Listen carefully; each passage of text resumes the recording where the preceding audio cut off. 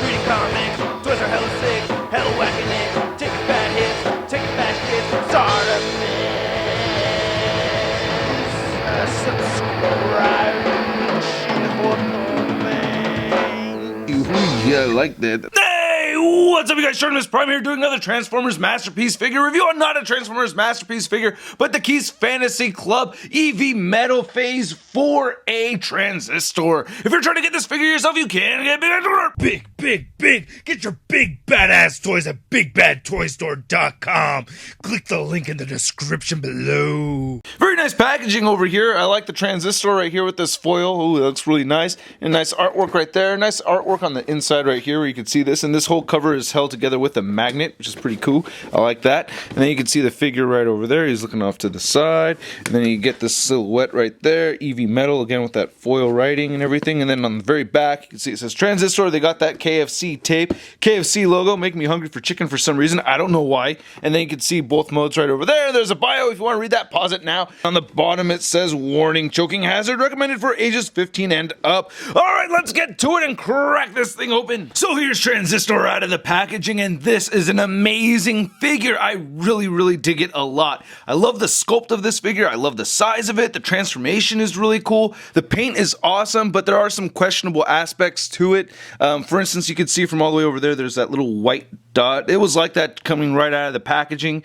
So yeah, the paint did come off right over there. But during transformation, and I have transformed this at least 3 times by now, there's no rub or chipping or anything like that from the transformation. So it's not like the paint is really weak. But looking at the sculpt right over here, oh, this is just really cool. I'm digging this a lot. He does come with 2 of his guns right over there, his blasters. And I did add the Autobot logo. I could not resist it. Such a prominent place for his Autobot logo. I had to grab my Generations World Autobot logo and put it right over there. It just looks awesome. I gotta thank Big Bad Toy Store and KFC for making this review possible. This is a test sample or a review sample over here, and when you buy this though, you will get the Hi-Fi cassette character figure, which I don't have, but in the packaging there's like a space for him and even his guns and everything. Hi-Fi is gonna be eject, so there is an eject figure that will come with yours once you order it, and this whole piece right here, you know, does function. There's like a little button right there, and just push that down, and then it comes down. You can see there's a space. We'll take a closer look at this in a minute. But yeah, let's first take a closer look at all the other accessories that come with Transistor. So he does come with this comic book /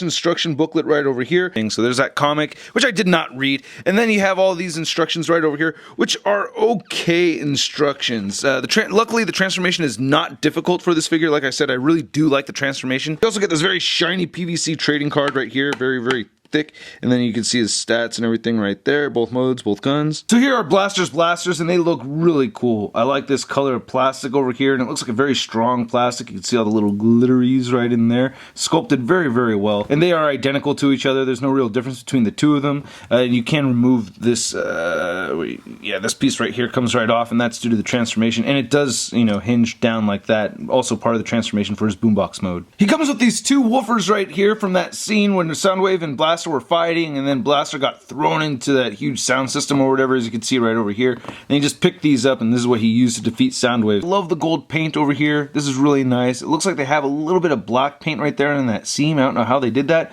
but I think it looks fantastic, and I'll show how you attach these to Blaster's wrists in a moment. And speaking of wrists, you get an extra set of interchangeable hands for Soundwave over here. This is just so cool. Now, I already attached the left hand to Soundwave. I had to try it out. You do want to get a little screwdriver. So you need that small screwdriver to get into the bottom of Masterpiece Soundwave's hand right over here, and then it detaches, and then that's how you can get it off, and then you can just attach this fully articulated hand over here, which is really cool. It has articulation all over. I mean, I might as well go over the articulation because it's the same articulation that's on Blaster. There's a ball joint over here at the thumb, and then it does bend right there, and it also bends at this tiny little tip right over here, which I think is cool. I think that's really nice.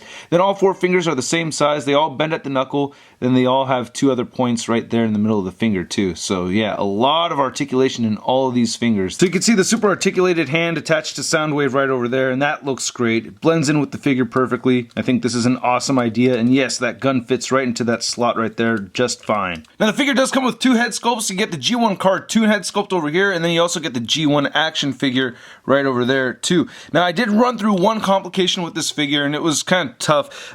Basically there's this pin that holds the neck down, and if I lift up right there, you can see there's a screw right there for right now, but there used to be a threaded pin going into the neck, and while switching the heads out, the neck had come off from the pin completely, and I think it had totally threaded the plastic inside, so the point where it could not hold at all. So I had to pop that pin out and take the screw from the back of his head and put that in there. So the way you switch the heads out is you take the screw out right over there, and basically, I don't know, I don't want to do it because I don't want to risk breaking this again or anything, so that's why I'm just going to leave it with the G1 cartoon head on here. You leave the neck attached and you just remove the whole head, and there's like this piece that goes right in there. So this is the G1 action figure head, which looks really cool. I like how both of these head sculpts came out. I think they did a fantastic job with both of these. I especially like that little detail right there on his ears, but they got the yellow eyes and everything, very much like the G1 action figure. So that looks really cool, but I do prefer this head sculpt, and I will leave it like this. Unfortunately, there's this weird hole right there. I don't know why. Yeah, some really good light piping too. You can see the eyes light up right there. I think that looks really nice. Very nice blue. Now looking at the rest of the figure, I think the sculpt and details came out very, very crisp and clean on this figure.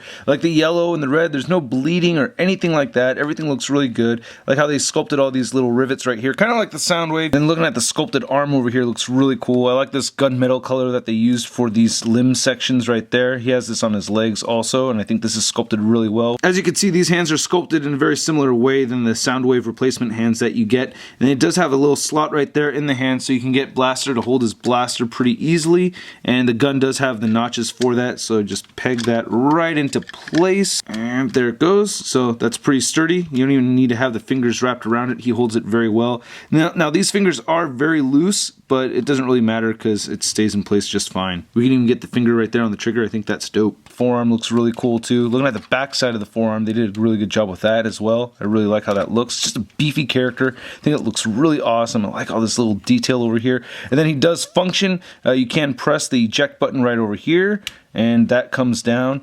Let's see without me helping it. Let's see how that goes. There it goes, and that's really, really cool. And then you can actually fit one of the Masterpiece or G1 cassette tapes right in there, so that works out perfectly. And then let's get this popped down. Boom, there it goes.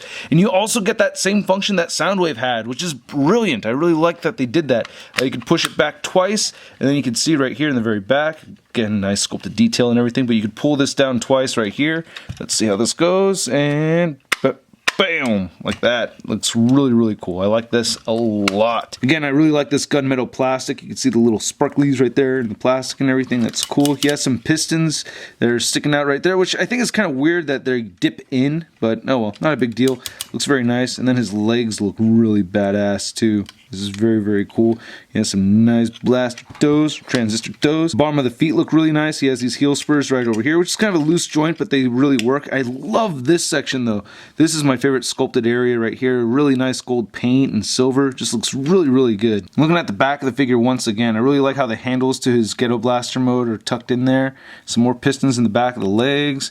Yeah, it's a very dope figure. Not a whole ton, but he does move up and his head can move down. You can rotate the head side to side. He has shoulders that move outward. You can move them forward. He has a bicep swivel. He bends at 2 points at the elbow, but it only really makes a 90-degree bend right over there. And the wrists do move side to side, and you get all that finger articulation that we'd already talked about. He does have a waist swivel over here. He can kick forward, but only that much. So he doesn't kick forward more than that, which isn't a big deal for me. You can get him to swing his leg back the same amount. His legs do move outward that much. He does have a thigh cut right there. He does bend at the knee a little bit more than 90 degrees, which looks cool, and he does have those thick ratchet joints over there. His ankles don't move side to side. They move down and they tilt up a little bit, and he does have the beautiful ankle pivot. I really like the height of this figure a lot. He stands at about 9.5 inches tall. So here's Transistor standing next to MP10TRU Optimus Prime, and then the Takara Soundwave over here. And I gotta say, this is a perfect size for him. I think it's great that he's just a slightly bit shorter than than Optimus Prime over here, and he's just equally slightly bit taller than Soundwave. Now I am sad to say I do not have a G1 Blaster to do a size comparison with this figure over here, but that G1 Blaster was very tall. I wouldn't be surprised if they stood at the same height, but I do have the Fall of Cybertron Blaster right there, which I still think is a cool figure. And then here's Blaster compared to the Marvel Legends Big Time Letdown Spider-Man. For the most part, I really do like this transformation, so let's get to it. Away, take us away, Bumblebee. Okay, so the first thing I'm going to do is I'm going to actually show you how to attach these little woofer pieces right over here.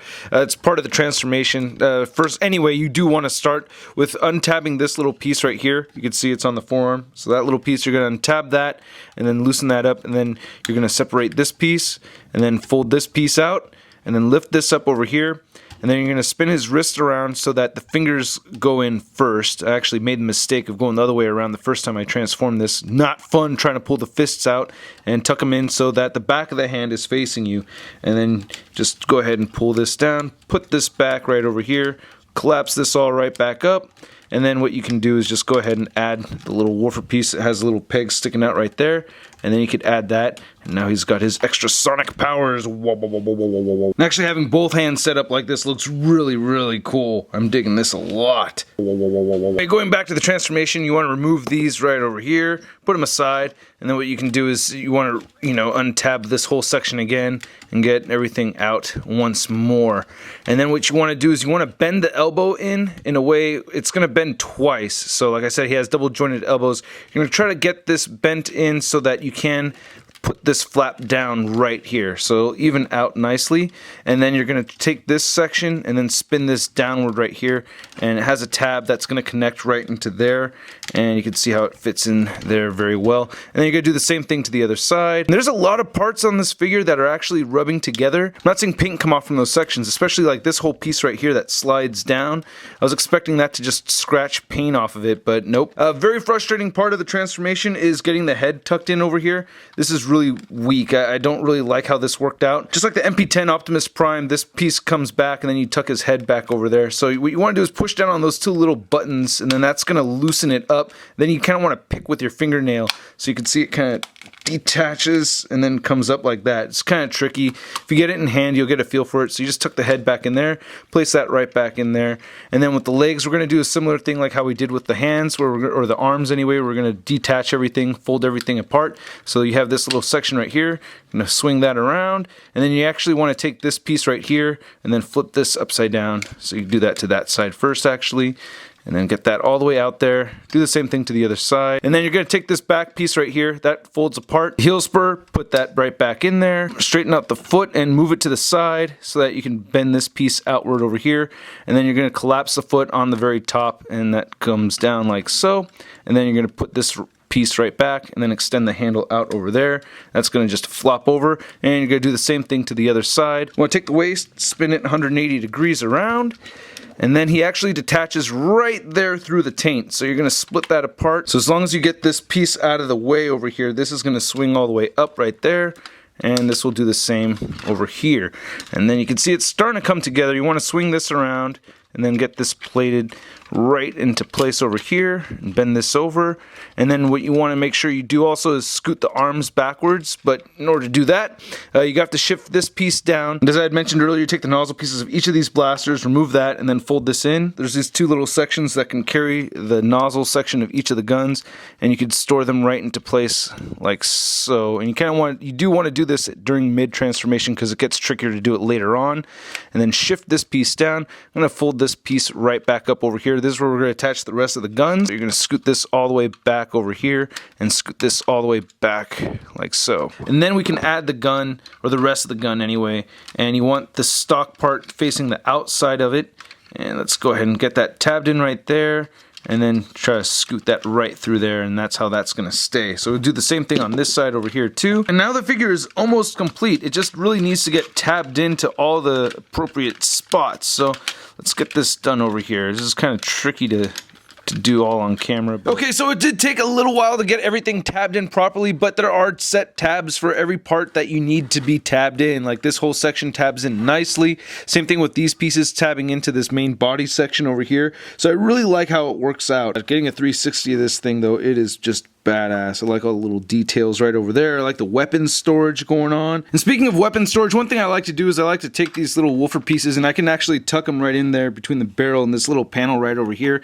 I don't know, I just think it's cool to be able to have everything stored on the figure. I think that looks really nice, you know? It doesn't stick out from the figure too much from the side, so that's cool to have everything in there. It's not falling out too easily. One thing to mention too is that the figure is very light and it does smell like paint. Very much reminds me of Incline Design's house. The handle right over here, it seems to split just a little bit, but that is really it. This thing is just really cool. I really like this part right over here, how it's actually 3 different sections, like 3 different parts of the robot mode kind of form this piece right over here, and I think it flows very, very well. You could obviously see the seams. I'm really loving what they did here. Like all the sculpted lines. I think it's very fluid. I think everything's pretty consistent looking.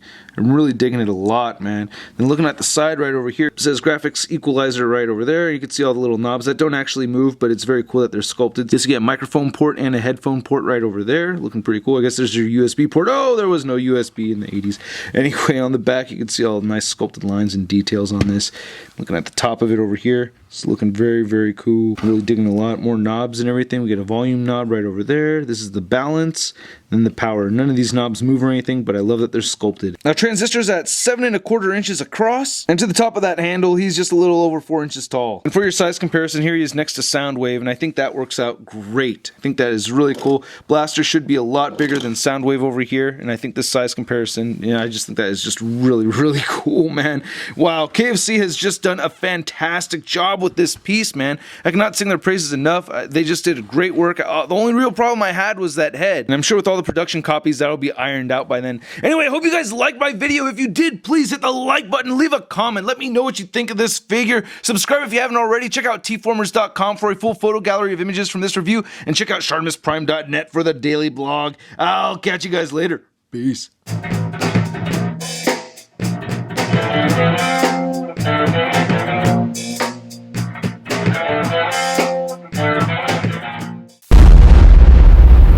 That's crispy. Oh, yeah, I'm using the word. God damn it. Hey, don't be a pinche joto, man. Go ahead and hit that subscribe button already if you haven't. Come on, man. Hit that subscribe or watch one of the videos below.